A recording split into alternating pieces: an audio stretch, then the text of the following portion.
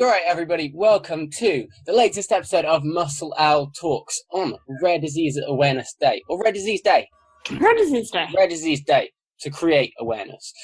Michaela, do you wanna bring us in? Yeah, I don't know, Rare Disease Day's been around like 10 years. This is our 10th year, which is unreal to think, right? I've probably been involved for a few years, on and off. Can't always get up to them, but I always been a good band. I've always been one of the beliefs that we're all in the same boat regardless of the name of our condition. SMA is very rare. At one point there was 3 in Northern Ireland and 2 lived in my household. Maybe I'm one of them. I didn't realise that. Yeah, did you not know that? I didn't care. It was only 3 I of us. still can't work out how that's possible. Surely there's more. It should be, there's a lot more now. But the carrier rate in Northern Ireland is actually higher than the rest of the world, so but that's another discussion. Yeah, this is a big thing, and Fiona's been involved with the Rare Disease Partnership in Northern Ireland from it kind of set up, so it's a big family when people are really good. And we've got Fiona joining us. Wonderful to have you here. Do you want to introduce yourself and kind of maybe talk about your involvement with rare diseases in general? Yeah, sure. I'm Fiona. I volunteer with the Northern Ireland Rare Disease Partnership. I became involved with rare disease, like most people, not deliberately. My mother became ill, and nobody knew what was wrong with her. And after a long period of time, they gave her a diagnosis of progressive supranuclear palsy, which meant nothing to us. Anybody we spoke to, and it meant nothing to her GP. So we started into the journey that many people living with rare disease do, where you have to find out an awful lot for yourself, and you have to make connections for yourself, and then you end up somehow being the person who's almost educating the health professionals and the social workers and everybody. And then after a while, I started to volunteer for the PSP Association. They were helping us a lot. So, well, if there's anything I can do there. And then somehow, the PSP Association and the Motor Neurone Disease Association and the Huntington's Disease Association and some people from medical genetics got together and had a conversation about the sorts of issues affecting people living with rare disease. And we realised, just like Michaela was saying earlier on, that it didn't matter what your condition was called. We were having the same sorts of issues. Those issues of having difficulty getting specialists or lobbying for resources or interest or anything. And we decided that there might be things that we could do collectively. Not taken away from anything that any of the other groups were doing, but where there was something collectively that could be done, we would, as a group, do that. And that became the Northern Ireland Rare Disease Partnership. Wow, that's wonderful. And it's exhausting. And so, I don't know. Do you want to talk about some of the things that you've been working to overcome, to raise awareness on over recent years, and through Rare Disease Day, some of the things that are going on elsewhere as well? Well, this is 2017. This will be our 5th Rare Disease Day. We were actually the charity was launched on Rare Disease Day 2012. In 2013, we had an All-Ireland Rare Disease Day, which was very topical because the theme at the time was work on the European Cross-Border Directive. So we had a cross-border event. In 2014, we had another cross-border event, this time in Northern Ireland. And in 2015, we had a joint event was then called, I don't know if it still is, but was then called bear with me, World Birth Defects Day. Yeah. That was a whole lot of work with health visitors, and we had that event in Fermanagh. We had speakers from cross-border as well. But what happened at that event was a lot of health visitors and friends realised that this event was coming, that there were international speakers coming to their location, and they just cancelled all of their work for that day and all came to the conference about rare disease. So the Rare Disease Day events are occasions for patients and families and academics and clinicians working with people on the ground every day to get together and talk about a whole range of issues. Yes. Last year we had a Rare Disease Day again in Belfast. We had 2 events, conference during the day, of which Michaela very kindly spoke, and then a parliamentary reception in the evening where report from the UK Rare Disease Forum was presented to the Minister. So over the years, and there have been different things about patient voices and the cross-border work. The theme this year is research, and we're having another all-Ireland event in Dublin. We had hoped to be very swanky and have all sorts of audiovisual wonderfulness and tie in to the Dublin event a separate event in the Northwest, which NIRDP are organising, but which traditionally has a lot of people coming across the border from Donegal into our support group based there. So we're having these 2 events, and the theme for this year is research. So we're having patients and families speak about access to medicines and about the importance of diagnosis and genomics, and something on the new Northern Ireland Genomics Centre. Mm. I talked to Every time I hear about the Genomics Centre, I have to do a little cheer because it's just brought us right into the 21st century. And I know some of the clinical genetics guys were just so enthusiastic at getting this and getting this set up properly. And there was something to work with them, and I know they were so delighted. So yeah, Regional Genomics Centre, let's go. Yeah. No, I think Rare Disease Day is wonderful because, I mean, obviously growing up with my brother who has Duchenne muscular dystrophy, you see the problems with Duchenne muscular dystrophy being kind of diagnosis.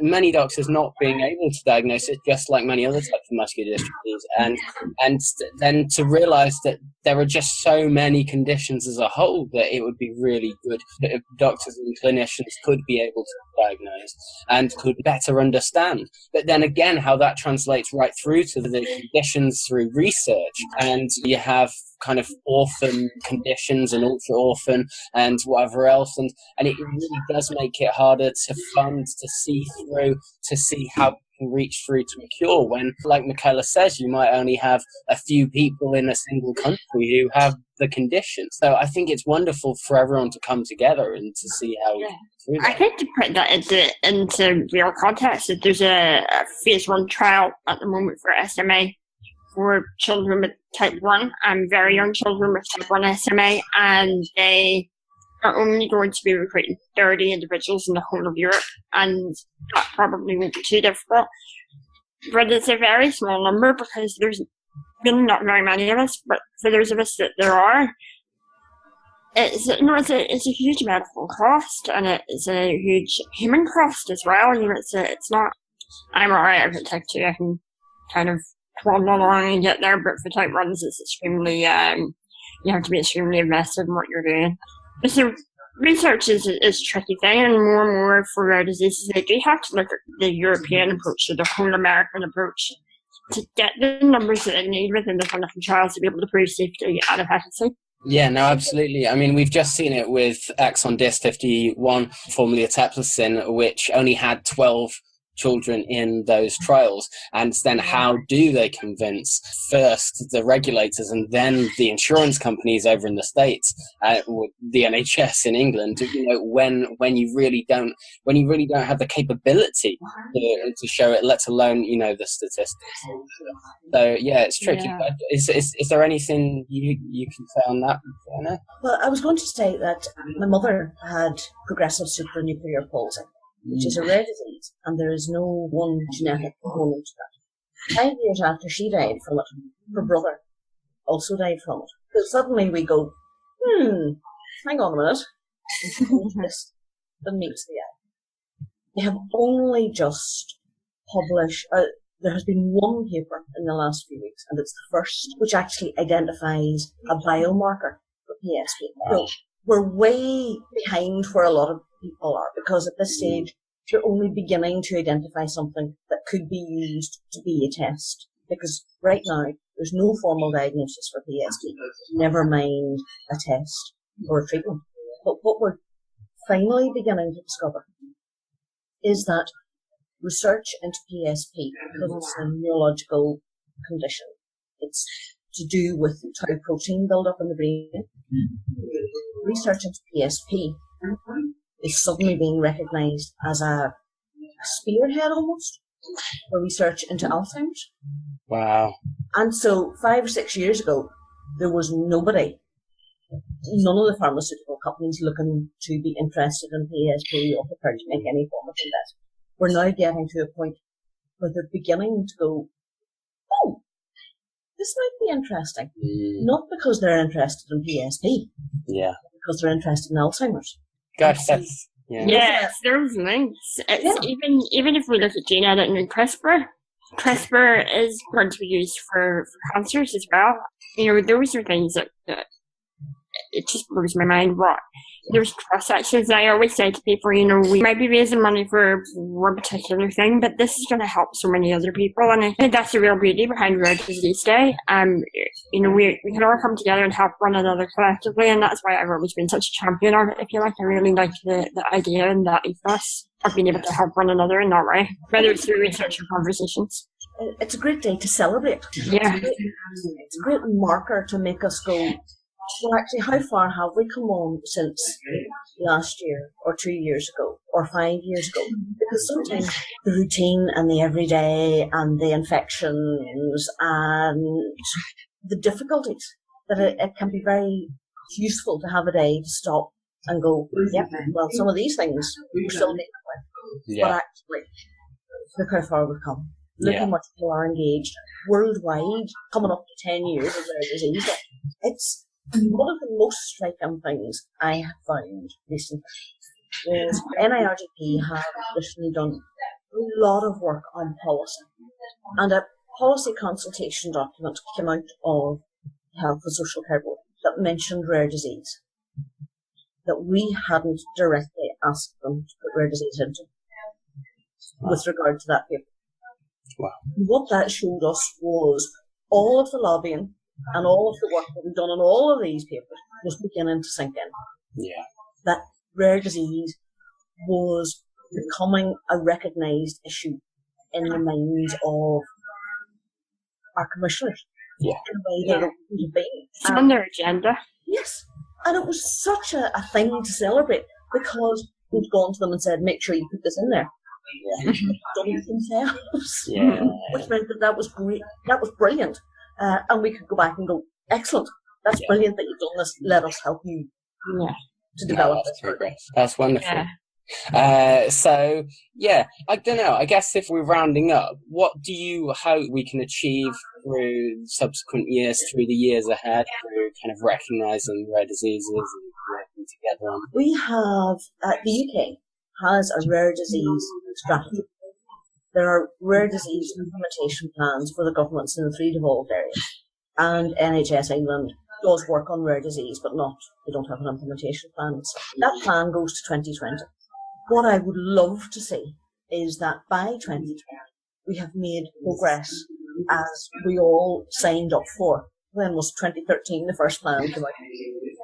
Have we made progress in empowering patients and families? And have we made progress in diagnosis and prevention? And have we made progress in coordinated care? And have we made progress in research?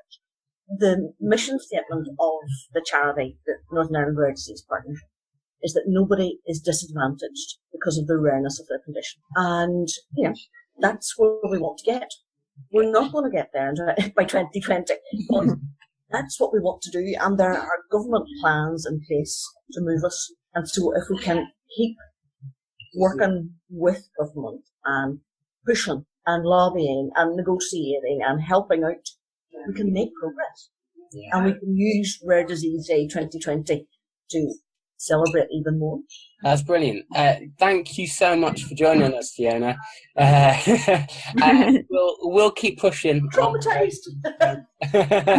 Traumatized. We'll keep pushing on rare diseases, pushing out information and everything else over the coming weeks and months, right through to 2020 and beyond. To infinity and beyond. Indeed. And yeah, it's wonderful. This is out on Rare Disease Day, so yeah, thank you all for watching. Like, share, and check out the Northern Ireland Rare Diseases Partnership. How can people through your website, Facebook? Yep, website, Facebook, Twitter, Northern Ireland Rare Disease Partnership. We'll leave links above. Yeah.